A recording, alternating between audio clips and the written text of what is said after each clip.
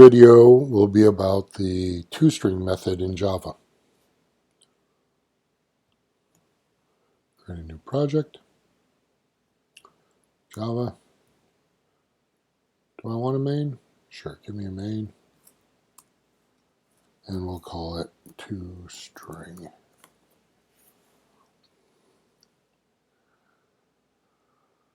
So, the first thing you need to know is that, as we talked about before, everything inherits from Java, and Java has a toString method. Java API, pick anything, it inherits from object, there's object, methods, toString. Where are you, toString?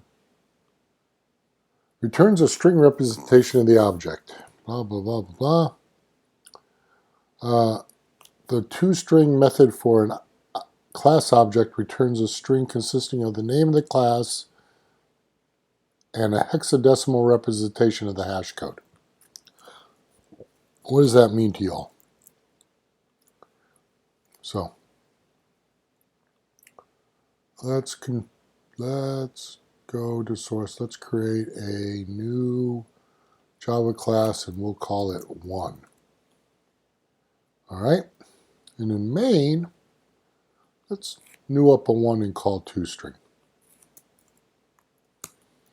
1 equals new 1. Let's sys out 1.toString. Because 1 has a toString method because it inherits from object, and object has a toString method. So you inherit the methods of your superclass. Run.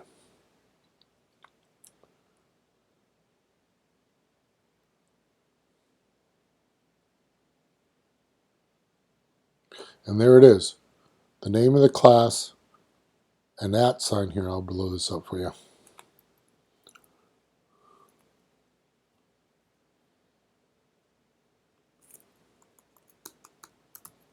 There it goes. The name of the class and that sign and a hexadecimal representation of the hash of that class.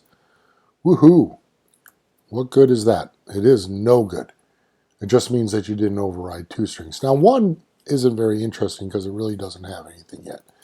Let's do private string name, private boolean flag. Okay, well, let's generate a toString now. Constructor and a toString. Let's do it old school. Let's do getters and setters. Generate getters and setters for both. All right, so we have a getName method, a setName method, a set flag, and an is flag. They do this on Booleans. Instead of get, they use Java will generate is. Now let's generate the toString.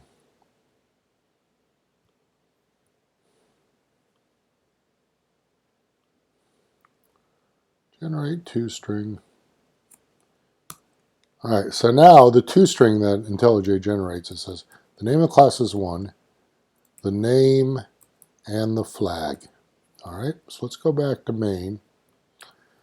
After we new up a 1, let's call 1.setName uno and 1.setFlag to false. And then we'll call toString.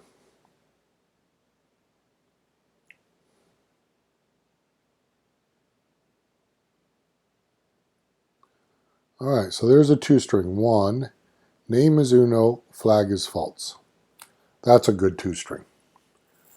But what if 2 inherits from 1? Let's do that.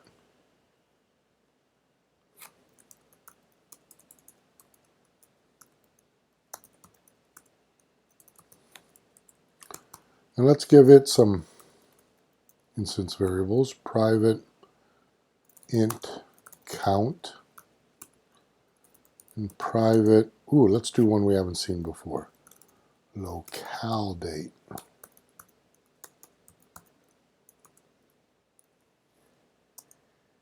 And let's make this date of birth. Okay. Now, the default value for this when this class is new up is date of birth will be null. Let's do a constructor on this one.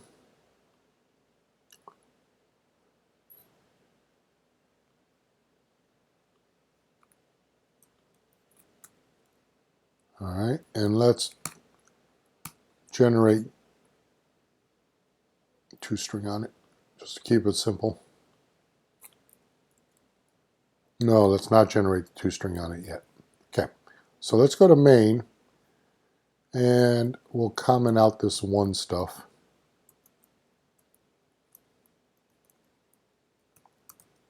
Let's do that again. Let's comment out the one stuff. Let's do some to stuff. To equals new to. To needs count 100 and a locale date.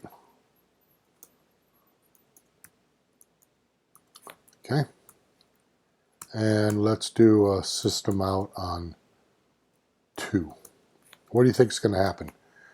Well, we only have a toString in 1. We don't have a toString in 2. So when we run this, we're just going to get the toString in 1. Right? Because here we have a reference. And here's what happens. What I didn't explain was when you do system out on an object, it calls its toString. This is the same as .toString. Okay? That's what Java does under the cover, right? So it's calling the toString. And what it's doing is it's looking at the hierarchy of the object. It's saying, hey, object's the top, then 1, then 2. Which is the lowest class in that hierarchy that has a toString? I'm going to call that. And the lowest class in the hierarchy that has a toString is 1. So that's what we get. Now if we go to 2 and we generate a toString here,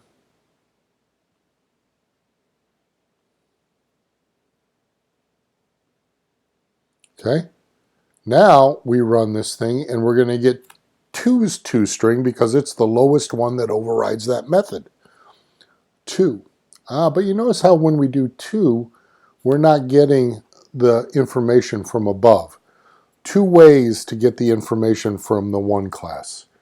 You go into 1 and you make these things protected, or, and then you can, let's finish this thought. Let's go back to 2. Let's regenerate the toString and see if it'll allow us to print out those protected methods.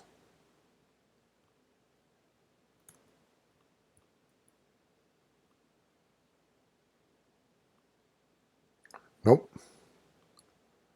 So we could code them by hand, but what would be better would be, hey, let's just call the toString of the class above us.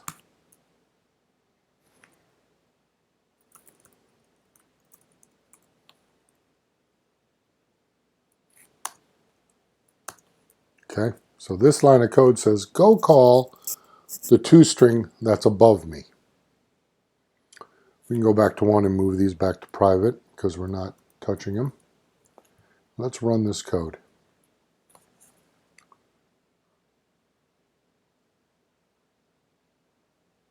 So now we see when we call 2's toString, super.toString, you extended 1, 1. I lost the toString on 1. How did I lose the toString on 1? I have to go back and look at the video to see what I did to lose the toString on 1. All right, there's 1's toString. Here's 2's toString. So what the JVM is going to do in main, it's going to say, what's the lowest class that overrode toString? Call that. 2 is going to see, hey, here's my 2 information. Oh, by the way, call the toString of the class above me.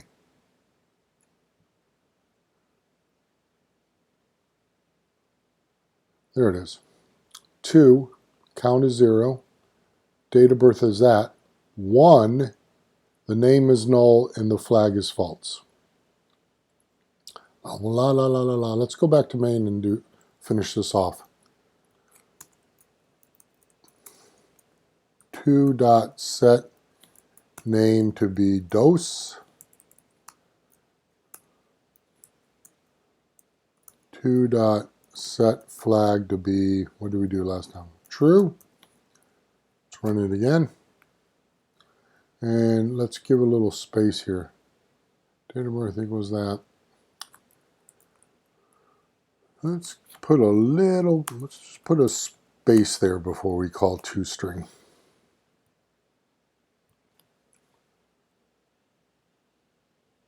All right, 2, count is 100, date of birth is that.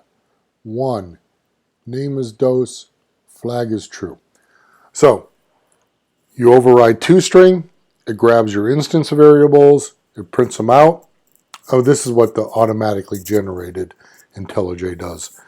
And if you want to call the super toString of the class above you, you call super.toString. And that, my friends, is how toString works.